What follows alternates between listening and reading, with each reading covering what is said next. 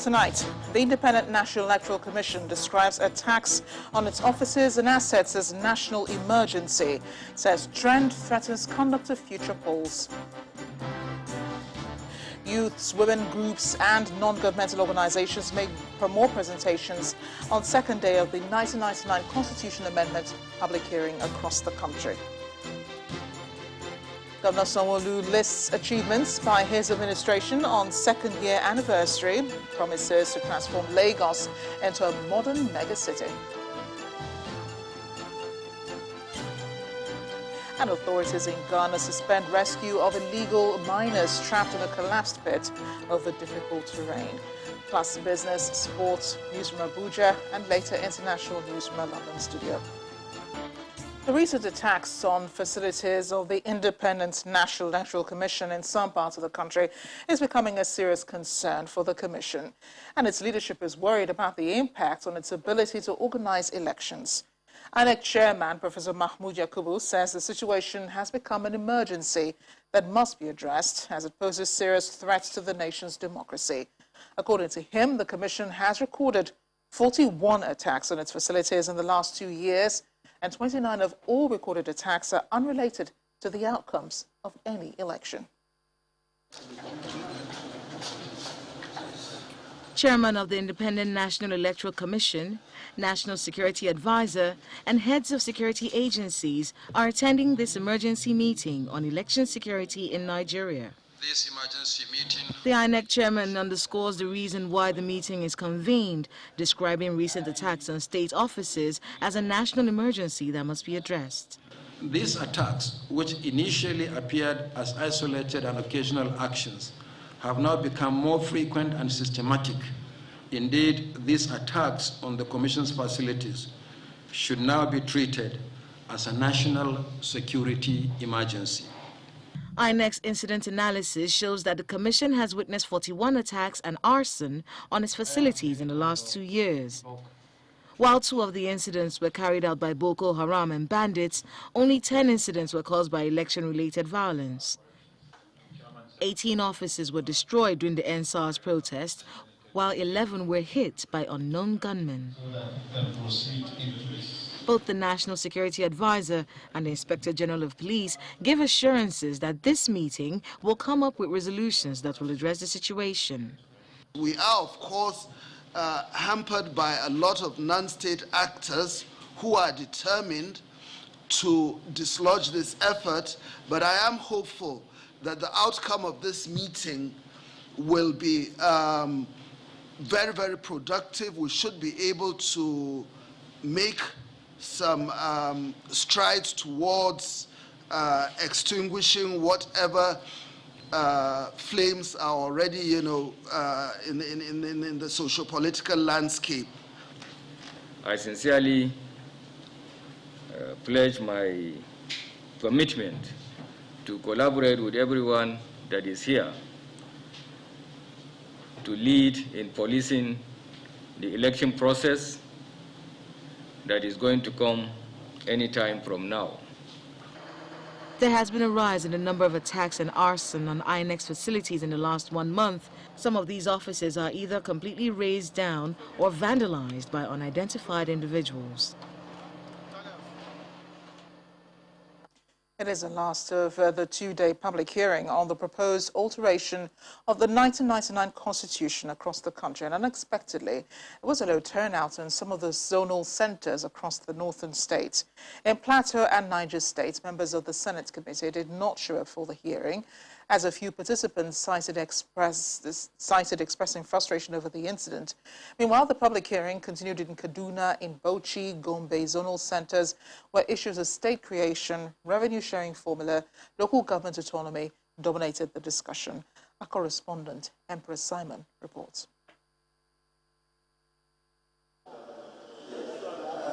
It's the second day of the public hearing on the review of the 1999 Constitution, but members of the Senate committee leading are missing at the Plateau Zonal Center, where a few participants have turned out to lend their voices to the process.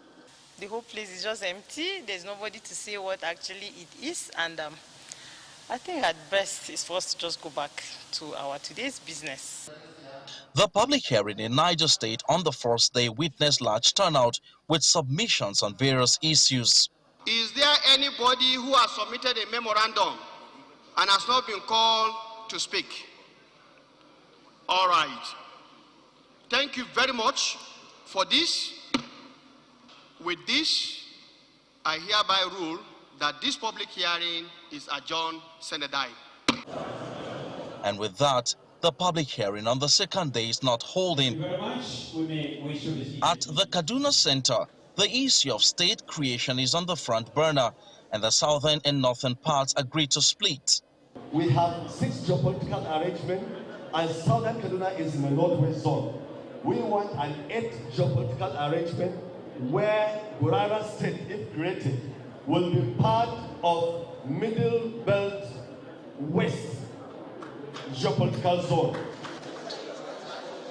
With few participants in attendance, the public hearing in Bauchi State is also dominated by arguments for and against state creation, as people living with disability ask for inclusion in the proposed constitution amendment. Section 6cc of the Constitution of 1999. We want amendment of that section because it talks about the well-being of people living with disability, and that clause restricts the well-being of our people. At the Sokoto Center, participants also air their views on issues agitating their minds. There's also a need to ensure a continuous review of the existing policies and laws on gender-based violence in order to accommodate best practices of gender-based violence strategy in nipping the spot in the bud.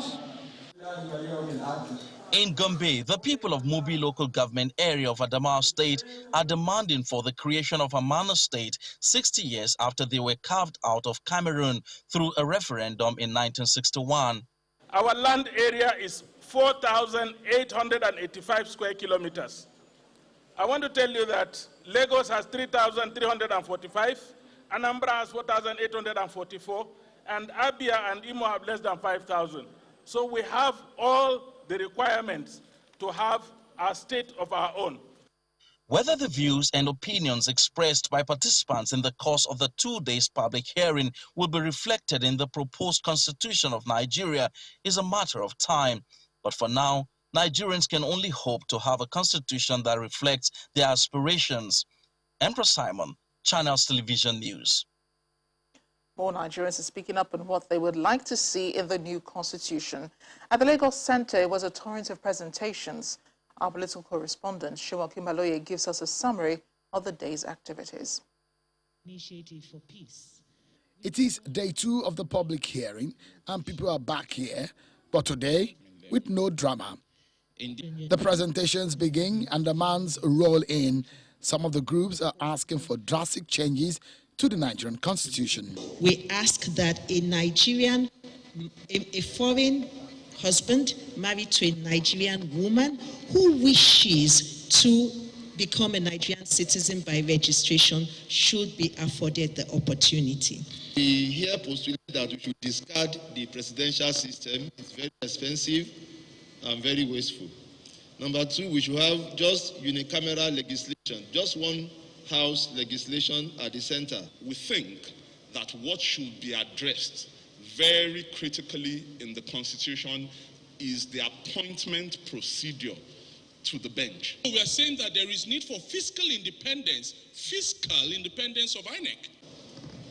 Soon, it was the turn of senior advocate of Nigeria, Femi Falana, and he gives this stern warning. The country is on the verge of collapse, and therefore, for the constitutional amendment to be meaningful, for us to have a germane soil for these amendments you are proposing to take root, there must be peace and stability. And you can only have peace and stability if you address the problems confronting the people. The right to self-determination is guaranteed by Article 20 of the African Charter on Human and People's Rights Act. If you don't want people to break away from Nigeria, you must give them confidence. The senators are done with their work here and they make plans to return to Abuja. The documents that we have collected here will be scrutinized, harmonized, and will still go to the House of Representatives for concurrence. Subsequently, it will have to go to all our state houses of assembly for ratification. It is the second and the final day of this public hearing. It's been several hours of listening to presentations from different groups that have come up to the podium. This is not the end, it's the means to an end. And the expectations of those who have come to make their presentations are that some of their suggestions will help to shape the Nigeria they want to see. From Ikeja, Lagos, Shenwa Kimale, reporting for Channels Television News. In other parts of the South, participants gathered in Akure, Owerri, Enugu and Port Harcourt, where they submitted proposals that they believe will assist the National Assembly in putting together a people-oriented constitution that the nation will be proud of. Have exclusive jurisdiction appeal arising from dispute related to the two-day zonal public hearing on the review of the provisions of the 1999 Constitution has been concluded in Akure, the Ondo State capital. The event combines participants from Ondo, Ekiti and Osun states. in order to allow citizens to seek redress in court. In her presentation, a representative of a gender-focused civil society organization bears her mind on the citizenship and rights of women, while the university don advocates local government autonomy as well as policing at the local level. Section 26(2) should be amended to confer citizenship by registration to a foreign spouse of a woman, just like a male counterpart. A Nigerian citizen that has resided in a state of the Federation for a period of more than 5 years shall be entitled to all rights and privileges of the state. Next, the Ondo State Commissioner for Justice, Charles Titiloye, presents the position of the state government. It has been observed that there is concentration of legislative power at the federal level, with little power devolved to the federating unit that is the state. Consequently, we suggest the review of the Constitution to reduce the items contained in the exclusive legislative list to only the following items. In his closing remarks, the chairman of the session, Robert Borophis, commends everyone that presented proposals, promising that they will be presented at the Senate. So we want to assure you, as I said, it's not you against us. We are together. If we have a better Nigeria, we will all benefit from it. In Owerri, the Imo State capital, 48 memoranda were received at the public hearing by the National Assembly Committee. The presentations focus mainly on the need to encourage active participation of persons with disabilities in politics, need for more opportunities for women participation in governance, among others. Ohaneze Ndigbo's presentation hinges on the need for justice, equity and fairness, as well as the entrenchment of true federalism. Speaking categorically, we Ndigbo are of the view that the Federation of Nigeria must be a union of equals, and the competent units must have the ability to stand without begging the center for survival. The Senate Chief Whip, Oji Uzokalu, says all the submissions have been taken and necessary action will be deliberated upon at the Senate. We have collected what we're supposed to collect, and we are taking them back home to start work on the amendments. At the Enugu Center, a former President General of the Ohaneze Ndigbo makes a case for the creation of states, while other participants from Anambra and Ebonyi states advocate the inclusion of women in politics as well as job opportunities for young persons. If this demand has such unanimity, Enugu is an example to Igbo land. And consequently, our marginalization as Igbos in the distribution of state entities at other states should be seen as a model of those who are serious in ensuring that this marginalization is redressed by the style of our presentation. With the conclusion of the two-day event, attention now shifts to the National Assembly, where all the views for the centers will be collated. In part two after the break, the President appoints Major General Farouk Yahaya as Chief of Army Staff. Plus, Niger Delta youths continue their blockade of the East-West Road as they protest non-constitution of NDDC board. Federal government explains delay. Stay with us. If you just joined us, you're watching the news at 10 live on Channels Television Lagos. A reminder of our top stories. Independent National Electoral Commission describes attacks on its officers and assets as national emergency. Says trend threatens conduct of future polls. Youths, women groups and non-governmental organizations make more presentations on second day of the 1999 Constitution Amendment public hearing across the country. Governor of Sanwo-Olu lists achievements by his administration in its second anniversary, promises to transform Lagos into a modern megacity. And authorities in Ghana suspend rescue of illegal miners trapped in a collapsed pit over difficult terrain.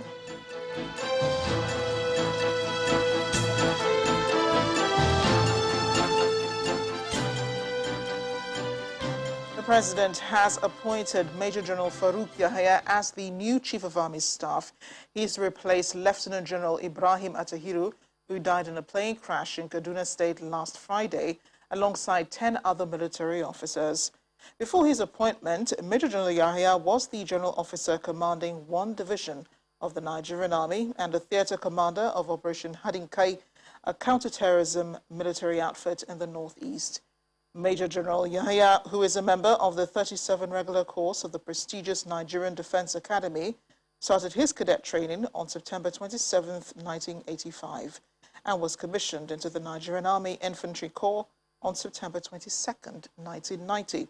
He's held several appointments, including in staff, instructional, and command. He was also Director of Manpower at the Army Headquarters, Military Secretary, Army Headquarters, and General Officer commanding one division of the Nigerian Army. The Acting Inspector General of Police, Mr. Usman Alkali Baba, is blaming the escalation of insecurity in many parts of the country on the disbandment of the Special Anti-Robbery Squad, which, according to him, has created a vacuum for the police to effectively tackle insecurity from a position of strength. The IGP knows that the aftermath of the End SARS protest equally demoralized policemen. Our State House correspondent, Gloria Mizuki, has more. The Inspector General of Police is the latest guest at the weekly presidential media briefing in the State House. The End SARS protest, which culminated in the disbandment of the Special Anti-Robbery Squad and the lacuna that emerged afterwards, according to the police chief, is a major challenge. Proscription of SARS and the establishment of SWAT, which has not been able to take up fully, we had a vacuum in tackling most of the violent crimes from a position of strength. We are trying to check in the recruitment issue, which is almost completed, and we are almost 70% done. Over 3,700 reinforcement have been mobilized to the southeast and the south-south regions, while 1,166 high-profile criminals have been arrested since April 7. However, the Inspector General maintains that the industrial action by judiciary workers means the suspects are yet to be prosecuted, and that is a huge setback. I have a case that I investigated as an ASP, and as a CSP, I was still called for evidence. So this is our own criminal justice system, how it is. It is a process, it is a long process. Cases can remain in court for 10, 15 years. And this the same addendum, we come and say justice delayed is justice denied. So who is ruling who, I don't know. He further provides an update on the number of arrests carried out since the attack on Governor Samuel Otom of Borno State. We've been able to uncover the assailants, and we've been able to establish what had actually happened, contrary to what he has said. And we've been able to, as for those who pull the trigger and those who organize the crime, they are with us. They've been arrested. The Inspector General of Police is also confident that the legislature will proffer more structure to the concept of state policing that will further complement ongoing efforts at tackling the current desperate challenges in the country. From the Presidential Villa, Gloria Umezuke, Channels Television News. Let's switch to the Niger Delta, where youths of the region under the aegis of the Ijaw Youth Council have continued to stop movement along the east-west road as they protested the refusal of the federal government to constitute members of the board of the Niger Delta Development Commission. The protest, which began yesterday in spite of the kidnap of the president of the IYC, continued today despite him regaining his freedom. The president of the youths, Peter Igbefa, reiterates the resolve of the Pan-Ijaw youth body to continue to protest until the federal government heeds to their plea and constitutes the board of the NNPC. If they finish the east-west road, it will last for everybody. It will save the life of all of us. If they put the NDDC board, states will be represented. The region will have the speed lane of development. And there will be great impact, most importantly, on the youths of the region. Everyone knows the relevance of the NDDC on the youths. And I challenge anyone in NDDC to say that I demanded more than youth empowerment from this commission. Yeah. This is a critical period for the generation and the region. Men fought and died. Must we always demand with agitation before things will happen in this region? No!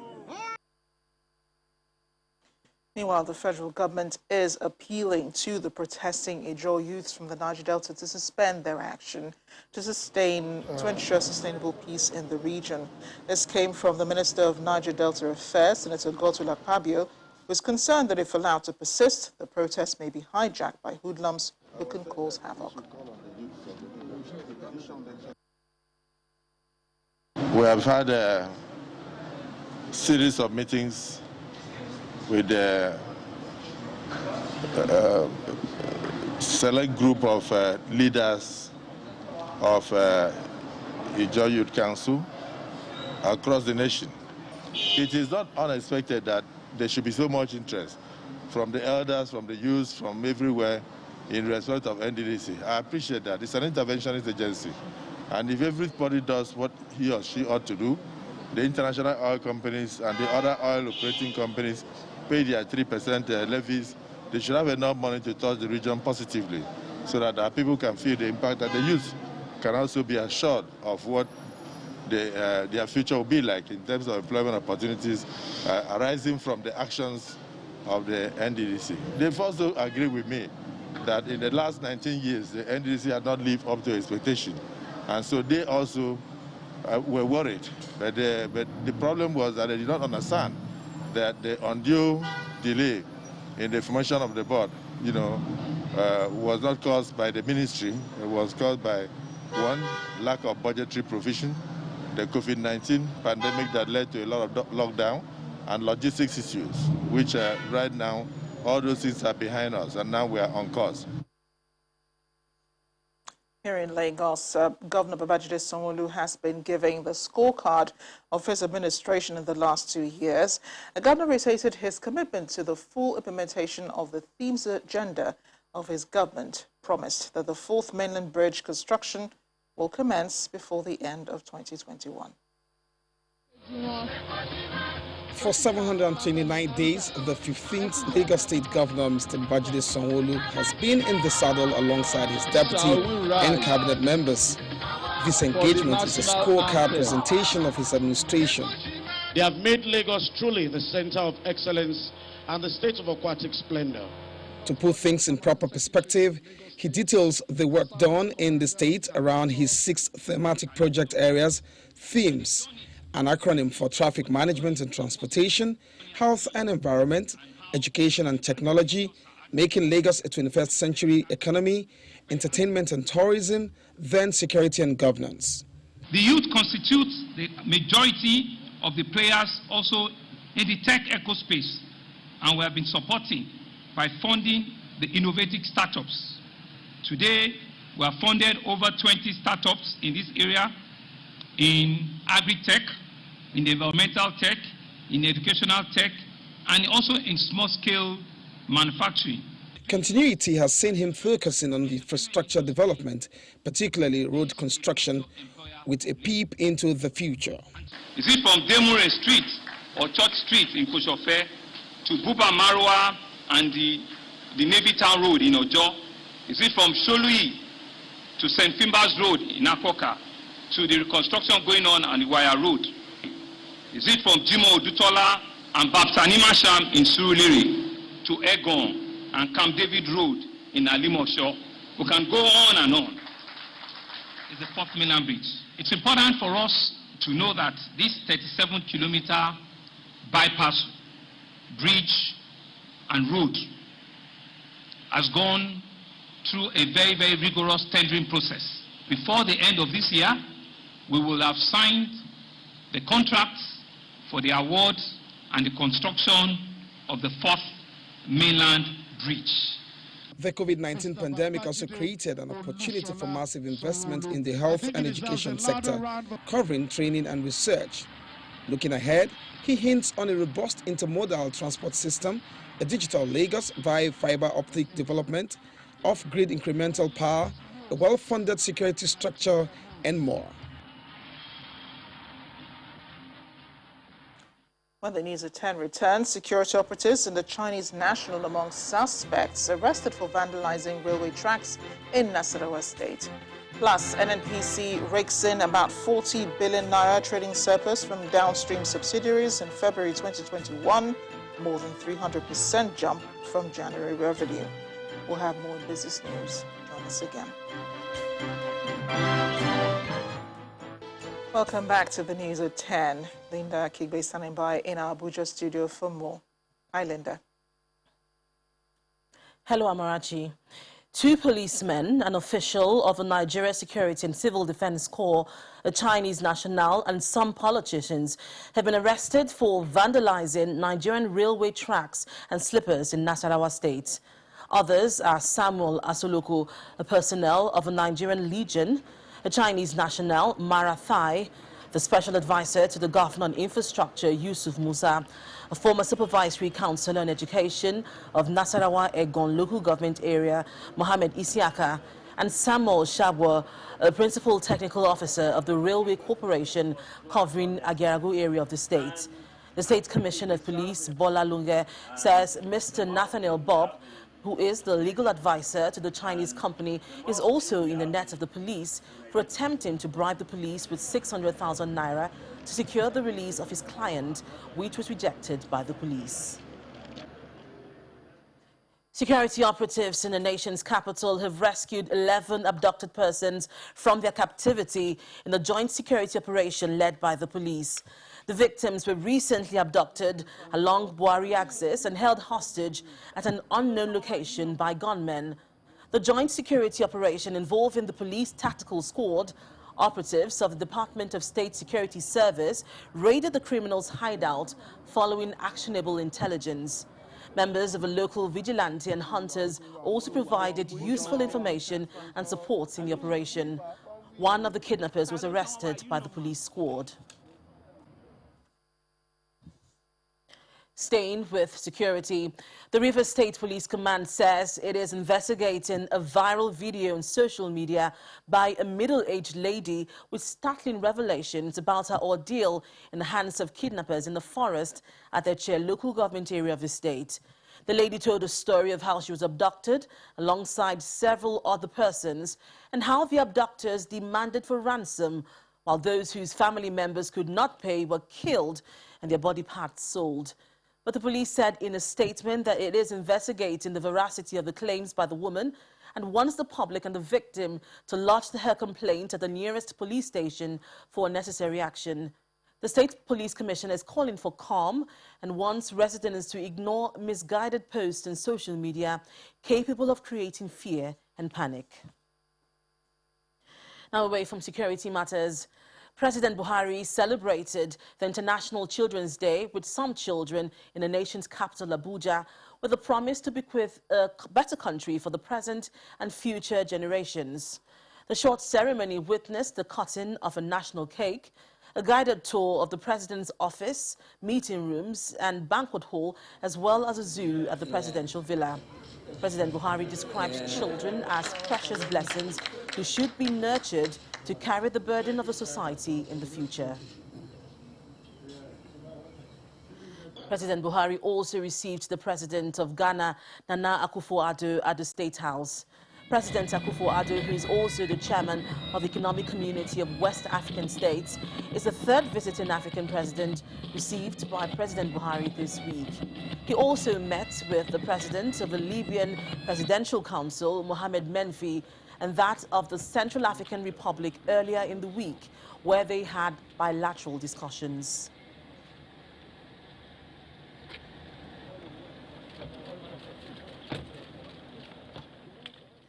The Rivers State government has commissioned its multi-million-dollar cassava processing plant to diversify the state's economy and reduce unemployment rate. The plant, located near the National Power Station in Afam Oyibo local government area, is projected to empower thousands of farmers in the supply of cassava tubers and offer employment to at least 150 skilled workers at the plant.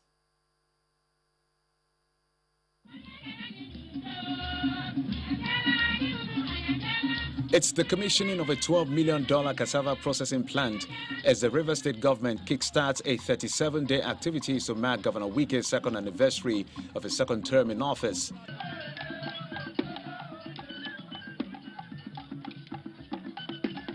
Estimated to produce over 12,000 tons of cassava flour per day, the River State government, SPDC and Dutch Partners Joint Initiative is expected to engage about 3,000 farmers besides other benefits. 3,000 farmers who will be able to sell their crops to the factory per annum, which in turn has a multiplier effect of 5, taking the project's economic engagement to about 15,000 people.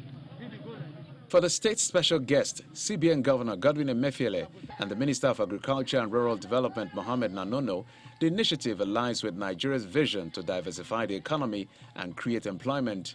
Investments such as this will no doubt help in driving economic growth, reducing unemployment, and inducing other wealth-creating activities in this state.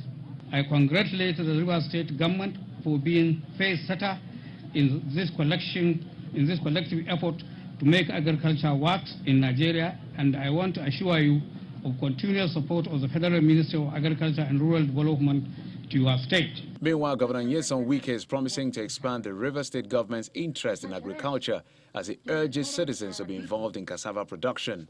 When we identify and verify those genuinely and will be registered as cassava producers too in this company, government will give them seed money to continue farming for cassava so that there will be no problem of cassava supply in this factory. The facility is then commissioned by the Honorable Minister of Agriculture, followed by a tour. With the commissioning of the cassava processing plant, which was conceptualized in 2010, the River State government hopes to reduce the rate of unemployment, increase the revenue base of the state, and contribute significantly to the implementation of the national policy on the use of cassava flour.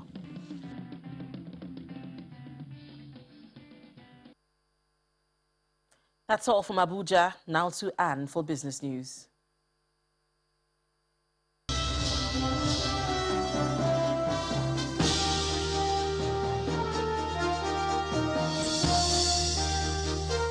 Thanks a lot, Linda. Welcome to Business News. The Nigerian National Petroleum Corporation, the NNPC, says it has made 39.85 billion naira trading surplus for the month of February this year from its subsidiaries in the downstream sector.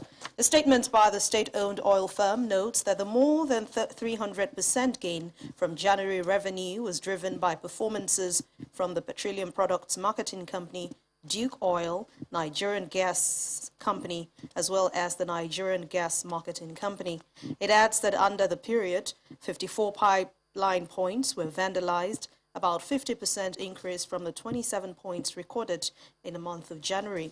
The statement also reveals that a total of 1.41 billion liters of PMS was supplied across the country.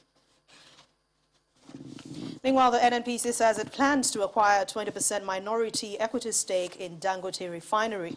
It explains that the move is to ensure an undisrupted supply of petroleum products from the oil refining facility across the country. According to the NNPC Chief Operating Officer, Refining and Petrochemicals, Mr. Mustafa Yakubu, decisions are ongoing with the Dangote Group. From Thursday, May the 27th, 2021, shareholders of the Dangote Cement PLC will be smiling to the bank with its declaration of 16 naira per share dividend. The company stated this, among other decisions, at its hybrid annual general meeting.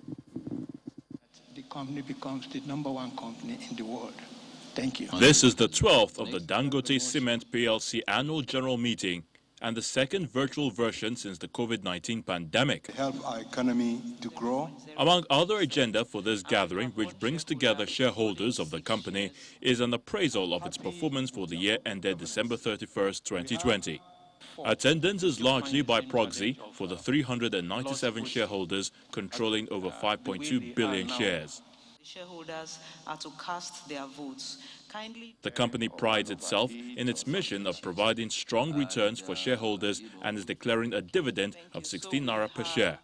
Payment of 16 naira per share, subject to withholding tax, be declared in respect of the year ended December 31st, 2020, and made payable by May 27th, 2021. Investors see this as commendable. The Dangote cement has proved itself to be one of the best cement industries that we have. You can see the profitability has gone by 37.7% despite COVID, and this is very commendable. Impressive as the performance for the year under review is, the company wants shareholders to look forward for a greater year 2021. Q2 is yet to be finished, April and May. Promising as well, but I cannot tell more for the time being. It looks like the cement market is still very buoyant, so we expect also very strong demand throughout 2021. The company sees its tax payment as an indication of a healthy performance. Our tax for last year was 97.6 billion. This year, first quarter was over 40 billion. And I'm sure as we go along, it will continue to increase as we ramp up more capacity in the company. It's true, our VAT in Nigeria alone is almost about 250 million daily, including Saturdays and Sundays. So, and it will continue to also increase as we go along, because we are trying to ramp up more capacity to meet with the demand of the, cement in the market. For the company, efforts are already in place to meet the growing demand for cement, and this, the company believes, will be evident within the next 90 days. The local equities market dipped further by 0.49% at the close of trade today, aggravating losses recorded across the markets. Laddie Williams has the details.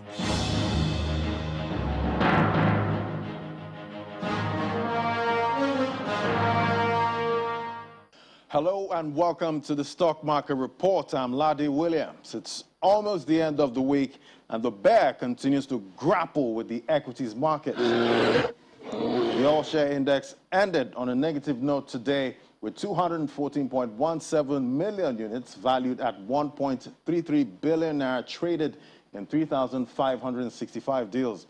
Most of the sectors we tracked ended in red, with oil and gas sector taking the most hit, down 1.11%.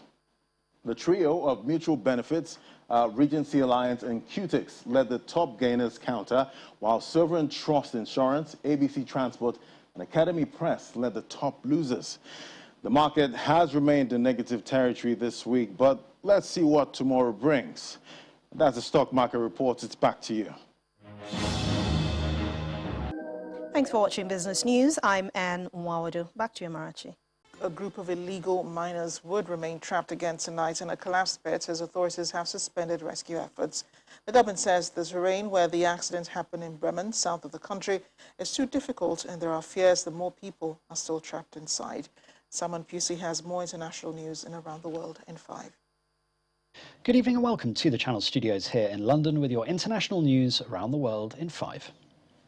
US President Joe Biden has ordered intelligence officials to redouble efforts to investigate the origins of COVID-19. We know America will never be fully safe until the pandemic that's raging globally is under control. Mr. Biden made it clear that the CIA and other intelligence agencies had not yet reached a consensus on whether the virus was the result of a lab accident or emerged from human contact with an infected animal.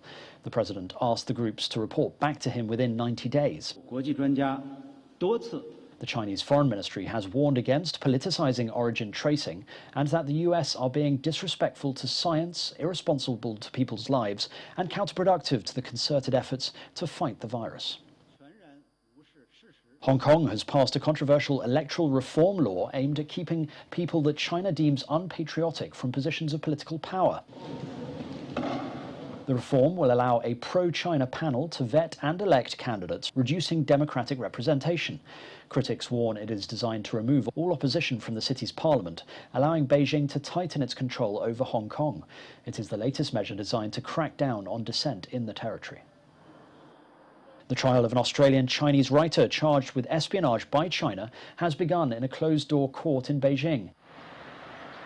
Yang Hengjun, an Australian citizen, has been detained for over 2 years after his arrest at an airport in 2019. Beijing has revealed next to no details about the charges he faces, leading Australia to contend he is suffering an arbitrary detention. Nevertheless, regardless of what happens today, we will continue to advocate strongly on behalf of Dr. Young for his interests and his rights. Australian diplomats were turned away from entering his courtroom. If convicted, Yang faces a jail term of 10 years or more on charges of endangering national security. The Morrison government has come under attack over failed quarantine arrangements and the sluggish pace of Australia's vaccine rollout as Victoria enters a 7-day circuit breaker lockdown. There are no certainties, there are no guarantees in a global pandemic and against a virus. Nearly 7 million people in the state of Victoria will have to stay at home for a week in a bid to contain the new cluster of cases. Contact tracers have identified more than 10,000 primary and secondary contacts who would need to quarantine, test and self-isolate, adding that number will continue to grow and change. State authorities say the federal government's vaccination program has failed to meet targets and it has left the nation vulnerable to outbreaks. Tens of thousands of people have fled the Congolese city of Goma after officials ordered the evacuation of parts of the city due to the risk of further eruptions from Mount Nyiragongo. The United Nations said that Nyiragongo, the most active volcano in the African continent, had roared back to life on Saturday, leaving about 20,000 people homeless and at least 32 people dead. The lava stopped just 300 meters short of Goma Airport, the main hub for aid operations in the east of Congo. The city has since been shaken by more than 200 small and medium earthquakes.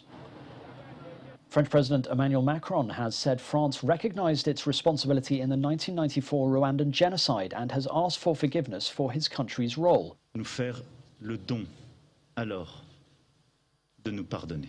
It comes while Macron is on a tour of Rwanda, months after the release of an official French report, which said the then government bore a serious and overwhelming responsibility for not foreseeing the killings.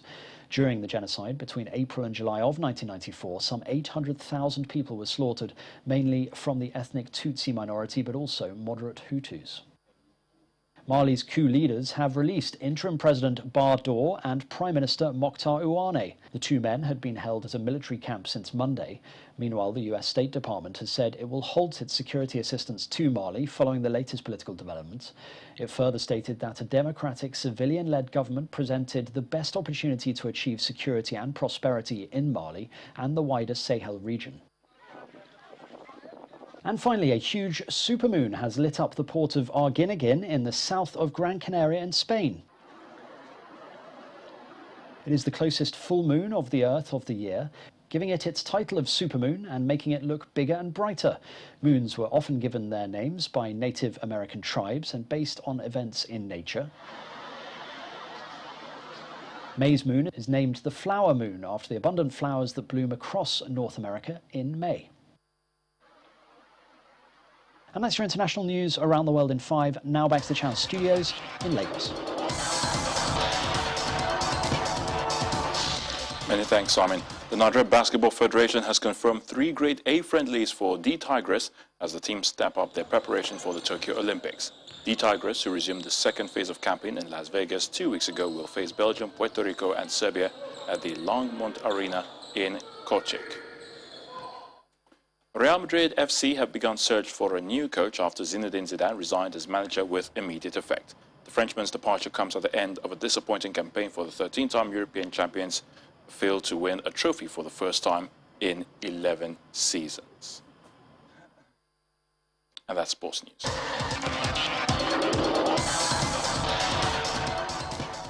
Thanks, Ayotunde. And the main news again. The Independent National Electoral Commission today described attacks on its offices and assets as national emergency. A chairman said the trend is threatening the conduct of future elections. That is the news at 10 tonight. Thanks for watching. I'm Amarachi Ubani. Good night.